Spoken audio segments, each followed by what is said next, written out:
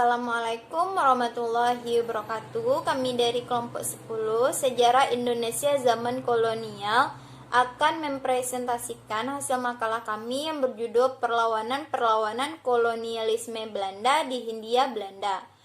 Yang materi yang kami bahas pada hari ini Perang Aceh dan Perang Banjar di Kalimantan. Kami beranggotakan 3 orang. Yang pertama saya sendiri, Diana Mardiati. Yang kedua Wira Andriani. Dan yang rekan saya yang ketiga Nur Ainun. Baiklah, langsung saja kepada materi. Yang pertama yaitu tentang Perang Aceh. Latar belakang terjadinya Perang Aceh ini pada tahun 1871 dilakukannya Traktat London, yang mana Belanda menyerahkan Sri Lanka kepada Inggris. Kemudian Belanda mendapatkan hak atas Aceh. Setelah dilakukannya traktat ini, Belanda mempunyai alasan untuk menguasai istana Aceh. Pada waktu itu, Aceh merupakan negara yang merdeka. Kemudian pada tahun 1873, Belanda membakar Masjid Baitur Rahman Aceh. Alasan pembakarannya ini karena Belanda ingin membuat benteng pertahanan di sana. Dengan semangat gerilyanya atau semangat jihadnya, masyarakat Aceh melakukan perlawanan. Perlawanan yang mereka lakukan ini adalah dengan tujuan untuk membela agama Islam. Dan yang kedua yaitu tentang asal mula terjadinya Perang Aceh.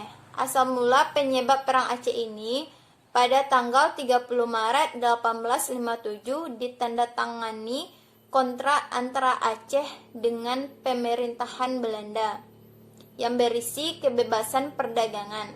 Kontrak ini memberikan kebebasan kepada Belanda yang di sana diperkuat dengan adanya Traktat Siak yang ditandatangani pada hari itu juga. Tetapi Sultan Aceh menentang isi dari traktat tersebut karena bertentangan dengan hegemoni Aceh. Dan selanjutnya yang selanjutnya taktik Perang Aceh. Taktik Perang Aceh dilakukan oleh Belanda adalah dengan cara penculikan anggota keluarga gerilyawan Aceh. Misalnya saja, Skril Tovel menculik permaisuri Sultan dan Teungku Putra. Van der Maten menawan putra Sultan Tuanku Ibrahim. Akibatnya Sultan menyerah pada tanggal 5 Januari 1902. Van der Maten diam-diam menyergap Tangsel kembali. Panglima Polim dapat meloloskan diri, tetapi sebagai gantinya ditangkapnya putra Panglima Polim. Akibatnya Panglima Polim pun meletakkan senjata dan menyerah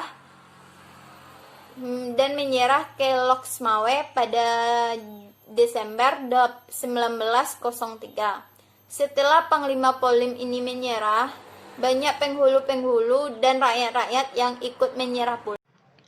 4. Jalannya Perang Aceh. Pada tahun 1873, Belanda mengirim pasukan yang dipimpin oleh Jenderal J.H.R. Kohler ke Aceh. Belanda berhasil menguasai Masjid Baitur Rahman Aceh sebagai pusat pertahanan Laskar Aceh. Pada saat itu, Jenderal Kohler tewas tertembak Laskar Aceh. Setelah jatuhnya masjid, pusat pertahanan Aceh dipindahkan ke Kutaraja dan Belanda pun diarahkan ke tempat ini. Kemudian pada akhir tahun 1873, pasukan Belanda yang dipimpin Letnan Jenderal J. van Swieten berhasil merebut istana Kutaraja. Para tokoh yang ikut berperang diantaranya Panglima Polim, Teuku Imam Leung Bata, Teuku Ibrahim, dan Teuku Cik Ditiro. Dan sekembalinya Habib Abdurrahman pada tahun 1879, semangat perang rakyat Aceh makin berkobar. Beliau bersama Cik Ditiro berinisiatif untuk perang menghancurkan pos-pos musuh. Akibatnya, Belanda kewalahan menghadapi rakyat Aceh. Berbagai strategi dan taktik diterapkan, salah satunya siasat pemusatan atau konsentrasi sel-sel. Salah seorang tokoh yang terjerat siasat itu adalah Tuku Umar. Ia menyatakan tunduk dan setia kepada Belanda sejak bulan Agustus 1893, dan Belanda sangat senang menerima kehadiran Tuku Umar dan menempatkan Tuku Umar dalam sebuah dinas militer, dan kemudian Tuku Umar mendapat gelar Johan Pahlawan. Selanjutnya yang kelima, Surat Perjanjian Tanda Menyerah. Selama Perang Aceh, Van Heust telah menciptakan surat pendek tentang penyerahan yang harus ditandatangani oleh para pemimpin Aceh yang telah tertangkap dan menyerang, di mana isi dari surat pendek penyerahan itu berisikan raja atau sultan mengakui daerahnya sebagai bagian dari daerah Hindia Belanda. Raja berjanji tidak akan mengadakan hubungan dengan kekuasaan di luar negeri, berjanji akan mematuhi seluruh perintah-perintah yang ditetapkan Belanda. Perjanjian pendek ini menggantikan perjanjian-perjanjian terdahulu yang rumit dan panjang dengan para pemimpin setempat. Selanjutnya yang keenam, dampak dari Perang Aceh. Perang Aceh merupakan perang berat dan paling lama yang dihadapi oleh pemerintah Hindia Belanda maupun pihak Aceh sendiri. Walaupun kekuatan Aceh pada abad ke-19 tidak sehebat Aceh pada abad-abad sebelumnya, tetapi semangat juang rakyat Aceh tidak pernah menyurut, dan persatuan antar seluruh lapisan masyarakat, baik dari golongan ulama, ulebalang maupun rakyat biasa, terjalin dengan baik demi kelancaran perlawanan kepada pihak Belanda. Oleh karena itu, Perang Aceh membawa dampak bagi Belanda maupun Kerajaan Aceh.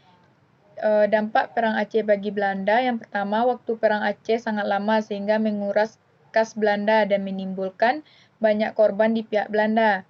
Yang kedua, lewat penyelidikan yang dilakukan oleh Dr. Snoek Hongrons, Belanda dapat mengetahui kelemahan rakyat Aceh. Yang ketiga, Aceh dapat dikuasai oleh Belanda. Dampak perang bagi Aceh, yang pertama, menguatnya rasa persatuan dan kesatuan di seluruh lapisan rakyat Aceh.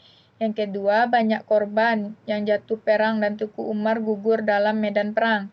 Yang ketiga, jatuhnya seluruh rakyat Aceh ke tangan Hindia Belanda. Perang Banjar di Kalimantan. Yang pertama, latar belakang Perang Banjar. Perang Banjar atau Perang Banjar Barito atau Perang Kalimantan Selatan adalah perang perlawanan terhadap penjajahan kolonial Belanda yang berlangsung antara tahun 1859 sampai 1905 yang terjadi di Kesultanan Banjar yang meliputi wilayah Provinsi Kalimantan Selatan dan Kalimantan Tengah. Konflik dengan Belanda sebenarnya sudah mulai sejak Belanda memperoleh hak monopoli di dagang di Kesultanan Banjar. Yang kedua, penyebab Perang Banjar. Penyebab umum terjadinya Perang Banjar diantaranya ketidaksenangan rakyat Banjar dengan tindakan Belanda yang merajalela. Yang kedua, Belanda terlalu banyak mencampuri urusan kesultanan. Yang ketiga, tujuan Belanda mengambil ahli Kalimantan Selatan karena ditemukan tambang batu bara di sana. Adapun penyebab khusus Perang Banjar, yang pertama, Belanda mengangkat Sultan Tamzidullah sebagai Sultan Banjar. Yang kedua, terjadinya monopoli perdagangan lada, rotan, dan damar. Yang ketiga, Belanda terlalu mencampur urusan tahta kerajaan. Adapun yang ketiga, strategi Perang Banjar. Strategi perang gerilya digunakan Pangeran Antasari dan Pangeran Hidayatullah dengan mendirikan kerajaan baru, juga bertentangan pertahanan di daerah pedalaman dan hutan. Melalui ikatan pernikahan, hubungan keluarga dan kekerabatan rakyat Banjar dan Dayak terkait, sebagai akibatnya muncul status pengustian dan Tumenggung sebagai sarana pemersatu dari kekompakan antara Banjar dan Dayak untuk melawan Belanda. Yang keempat, jalannya Perang Banjar. Dengan dipimpin oleh Panembahan Aling dan Sultan Kuning pada 28 April 1859, rakyat Kuning menyerang daerah tambang batu bara di Pangaron. Walaupun tidak berhasil menguasai benteng Belanda di sana, namun mereka berhasil membakar daerah tambang, batu bara, dan pemukiman orang Belanda.